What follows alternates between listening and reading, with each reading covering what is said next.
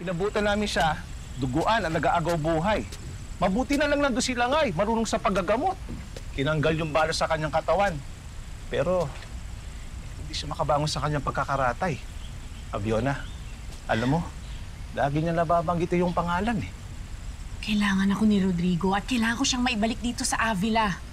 Makakatulong sa tuluyan niyang paggaling ang dahon ng punong mulawin.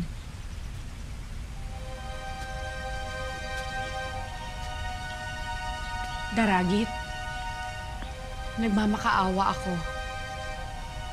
Payagan mo kong makalabas ng Avila upang mapuntahan ang asawa ko.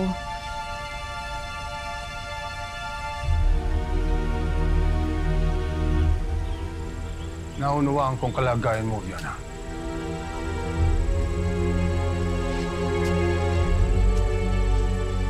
Malaya kang makakalabas ng Avila para puntahan mo ang iyong asawa. Ngunit gusto mong ipasara ang Avila, Daragit. Baka hindi na ako makabalik. May iwan dito ang anak kong si Anya. Gaano ba kalayo mula rito ang kinaroroonan ng asawa ni Fiona, Manoy? Hindi naman kalayuan.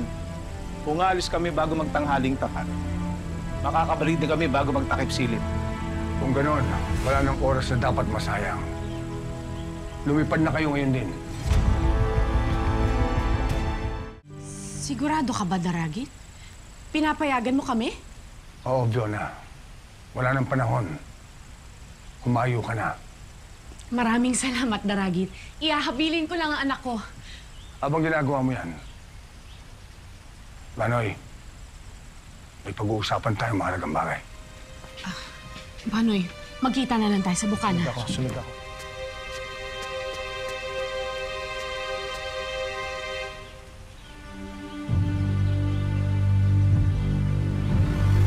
Panabon, ikaw na muna ang bahala kay Anya.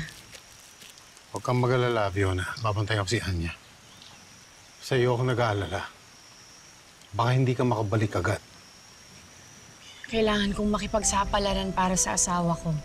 Para sa ama ng anak ko. Anak, pangako babalik ako. At pagbalik ko, kasama ko na ang ama mo. At magkakasama-sama ulit tayo dito sa Avila. Opo, hihintayin po kita, Ina.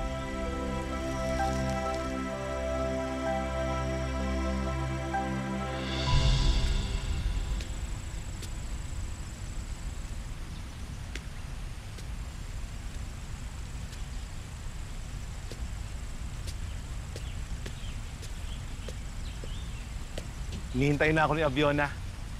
Alam mo ba kung saan nagpunta si Daragit? May pag-uusapan daw kami. Nasaan siya? Walang ibang ibinilin sa akin, kundi ang bantayan ka. Bakit kailangan mo ko bantayan? Hindi ka maaaring umalis. Kailangan na namin makalis si Abiona. Sinabi na hindi ka pwede umalis! Alis! Saan niyo ako dadalhin, ha? Iwan mo ako! Iwan mo ako!